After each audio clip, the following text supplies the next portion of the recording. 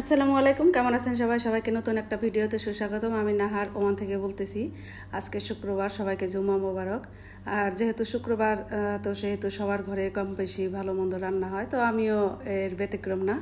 আমি আজকে একটু হার্ড চিকেন রান্না করব। হার্ড চিকেনটা আমাদের অনেক পছন্দ। আর ভাতের চাল ভিজায় রাখছি, হচ্ছে পিঠা বানাবো আর একটু সবজি রান্না করব। অসুস্থতার জন্য বেশ কিছুদিন যাবৎ সবজি তেমন খাওয়া হচ্ছে না, আর বাচ্চাদেরকে চিকেন বা মিট ওইভাবে খাওয়া হচ্ছে না। তো চিন্তা করলাম ঠিক আছে, আজকে একটু কষ্ট হলেও রান্না করি। তো আমার জন্য আমি সবজি বসাই দিছি, 5 মিশালি সবজি।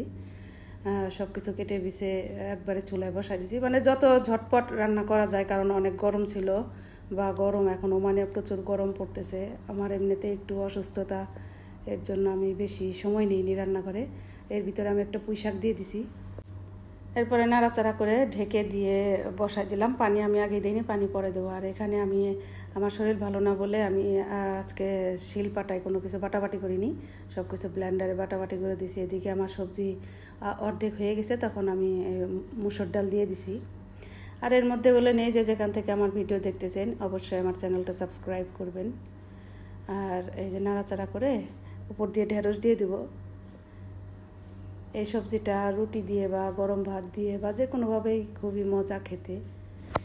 এরপর হচ্ছে আমি পানি দিয়ে ঢেকে দিছি। আর এখানে মুরগির মাংস ভালো করে ক্লিন করে নিছি। আমি সব ধরনের মশলা দিয়ে দিলাম, তেজপাতা, যা যা গুঁড়া মশলা লাগে সব দিয়ে একটু তেল দিয়ে ভালো করে মাখায় জোখায় বসায় দিছি।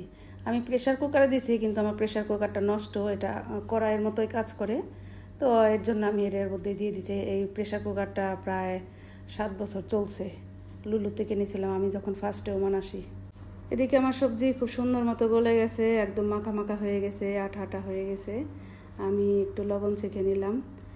আমার মুখে তেমন স্বাদ নাই, এর জন্য আমি লবণ মরিচ কোনো কিছুই তেমন একটা টের পাই না। আমার সাথে সাথে আমার ফ্যামিলির সবারই একটু কষ্ট হচ্ছে খাওয়া দাওয়ায়। আর এই যে আমার চিকেনটা হয়ে গেছে, আমি একটু কষা কষা করছি, আলু দিতে চাইছি, ভুলে গেছি আলুর কথা। আর আমার পারিসা খেতে চাইতেছে, ওর জন্য একটু ভাত বেড়ে নিলাম। যেহেতু আজকে পিঠা বানাবো, এর জন্য চিকেন ভাতের সাথে আমি অল্প করে দিছি, পিঠা দিয়ে খাবো ইনশাল্লাহ। ভালো থাকবেন।